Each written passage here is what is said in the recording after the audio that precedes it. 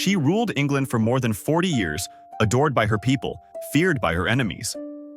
But behind the crown was something rotten. Her teeth blackened, her skin peeled beneath layers of white paint, and her obsession with beauty became her downfall.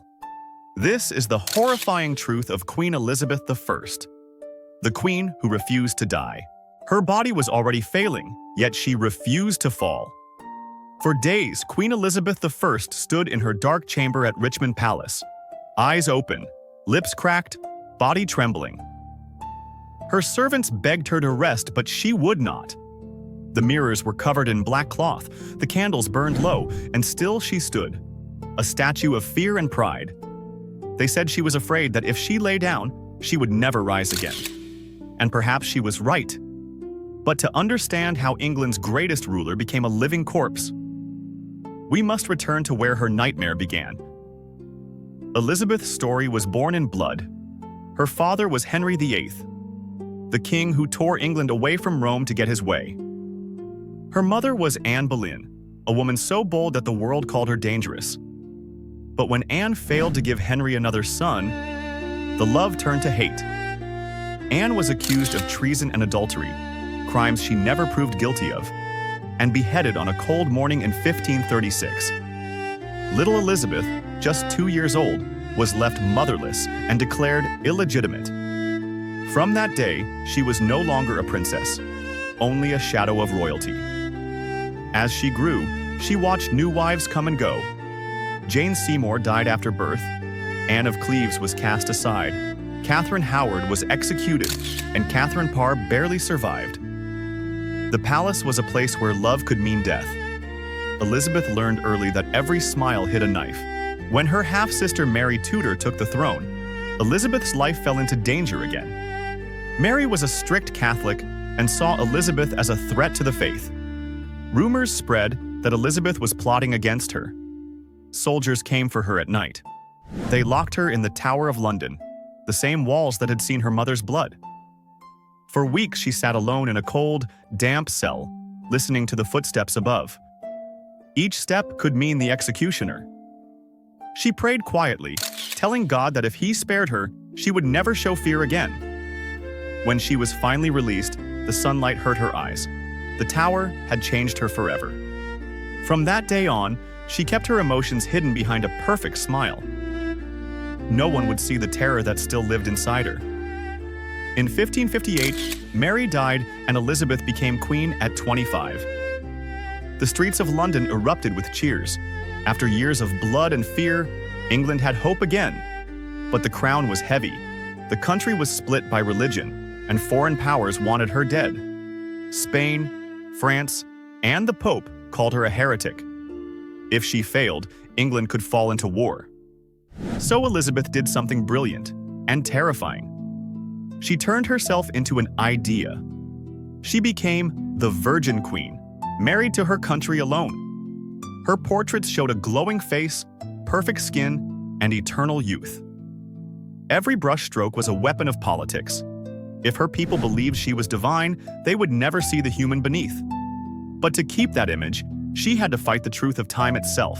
Each morning, her maids mixed Venetian ceruse, white lead powder blended with vinegar. They spread it across her face and neck until her skin gleamed like marble. Then came rouge for her cheeks, soot for her brows, and egg white to tighten the skin. The makeup made her look young and unreal, a living statue. But the poison was slowly killing her. The dangerous chemicals from her makeup soaked into her blood, rotting her flesh from the inside. Her maids saw the damage: red sores, open wounds, skin that peeled beneath the powder. Yet none dared to stop. To refuse the ritual was to risk the queen's rage.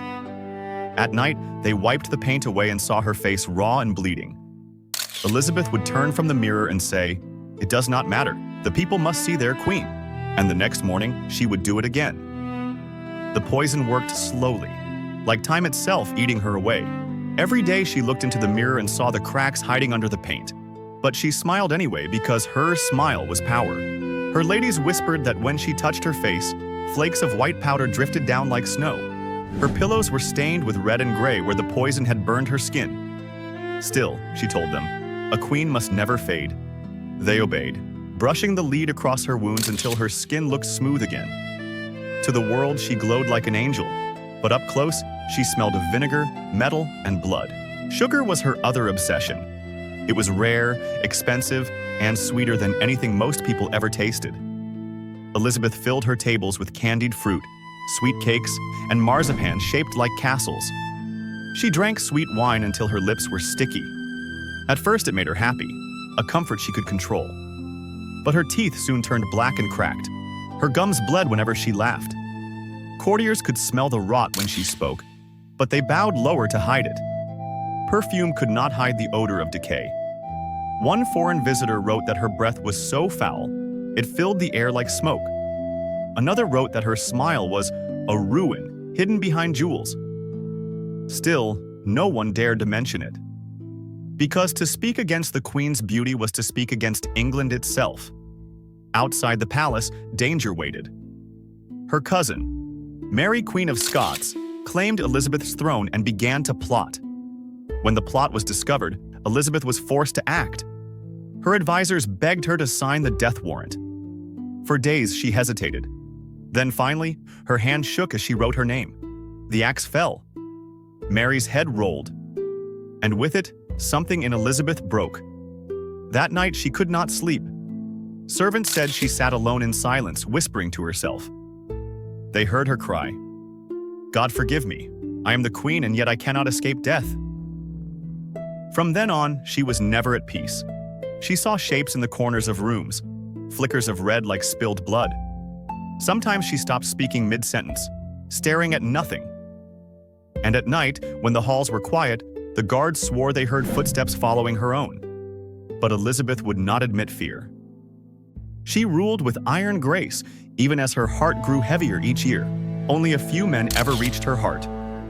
One of them was Robert Dudley, tall, charming, and brave. He had known Elizabeth since childhood, and some said they loved each other deeply. But she could never marry him, or anyone. A husband might take her power. So she loved him in secret, calling him her sweet Robin. When he died suddenly, she locked herself away for days. The court waited in silence while bells tolled across London.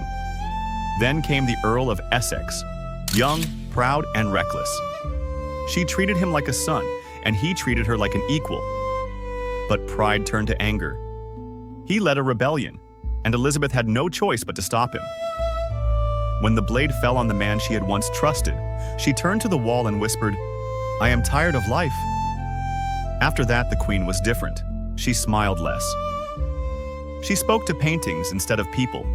At times, she seemed lost, asking her maids, "Where is everyone? Why is it so quiet?"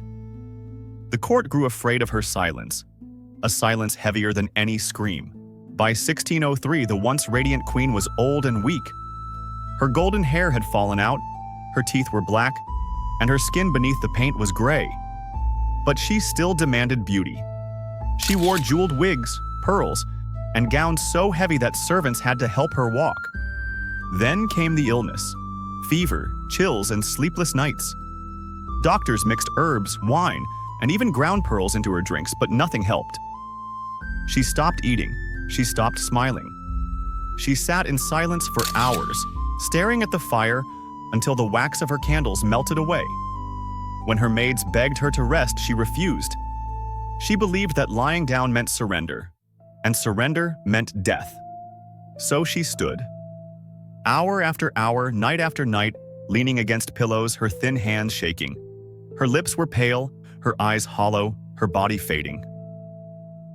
"Little by little," she whispered, "I am being eaten by worms." Her words terrified everyone in the room. They thought she spoke of death, but maybe she meant the guilt and decay that had been eating her for years. The palace grew quiet. Servants moved softly, afraid even to breathe near her door. The smell of candle smoke and sickness filled the air. Elizabeth I, once called Gloriana, now looked like a shadow of herself. Her rings hung loose on her fingers. Her voice trembled when she spoke. Doctors tried everything, honey, oils, prayers, but nothing helped. Her council begged her to name an heir, yet she would not. She simply stared ahead and whispered, "I will not die." Days turned into nights. The queen refused food, refused water, refused rest. She stayed on her feet until her legs gave out, then sat against a pile of cushions and kept her eyes open. Her maids cried silently beside her. Finally, her strength broke. She collapsed to the floor. For a moment, they thought she had fainted. But then her breathing slowed. One maid touched her hand. It was cold. Another whispered, "The queen is gone." When the word spread through London, church bells rang all day. People filled the streets in silence. Some wept, some prayed, and others just stood staring toward the palace as if waiting for her ghost to appear. Elizabeth had ruled England for 44 years, longer than anyone before her. Under her, England became strong, rich, and feared. But in the end, her power could not stop the truth of time. Those who saw her body said the color left her face almost instantly. Her skin darkened. The sweet scent of perfume turned sour. Within hours, the palace smelled of death. The maids burned herbs and flowers, but the air stayed heavy. They covered her face with a cloth. Yet the image of beauty she had built for decades was gone. A week later, the coffin left Richmond Palace. Crowds lined the streets from dawn till dusk. Drums beat slowly as soldiers marched before the casket, their boots echoing off the stones. Behind them came hundreds of mourners dressed in black. But what people remembered most was not the music.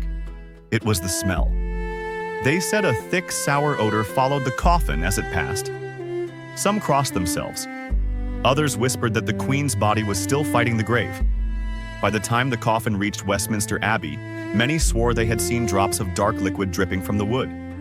The stories grew with each telling, that the paint on her face had melted, that her golden wig had turned green, that her eyes had opened one last time before the lid was sealed.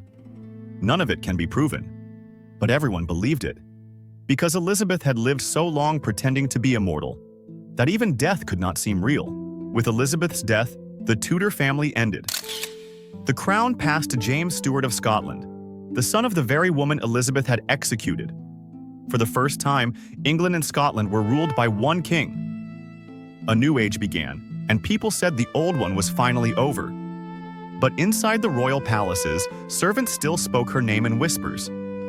They said at night, her footsteps echoed down the long halls, that candles flickered when no wind blew, and that sometimes, near her favorite portrait, a faint smell of lead and roses filled the air. One guard claimed he saw a pale woman standing near the throne room mirror. When he called out, she turned her head, and her face was white as chalk, her eyes shining like glass. Then she was gone. Others said they heard a voice at midnight whisper, "Do not let them see me fade." Whether ghost or memory, she never truly left. Her image, perfect, proud, and cold, lived on in every painting, every coin, every story told to children. Elizabeth changed England forever. She built the navy that defeated Spain, inspired poets like William Shakespeare, and made her small island a world power. Yet her greatest victory was also her greatest curse. The image she created. She taught her people that the Queen was not a person but a symbol. That strength meant hiding pain, that beauty meant control, and that power could outlive the body. But that lie cost her everything. Beneath the crown was only a woman who feared age, who feared loss, who feared the mirror on her wall. The poison she wore to look perfect destroyed her from within. The sugar that made her happy ate away her teeth. And the loneliness of her throne turned her heart to stone. She fought death until the very end, but death always wins. Today, her portraits still hang in grand halls. Her eyes are bright, her skin pale, her lips curved in an endless smile. Tourists see her and whisper about her greatness, but few remember the cost of that smile. Behind the paint lies the truth.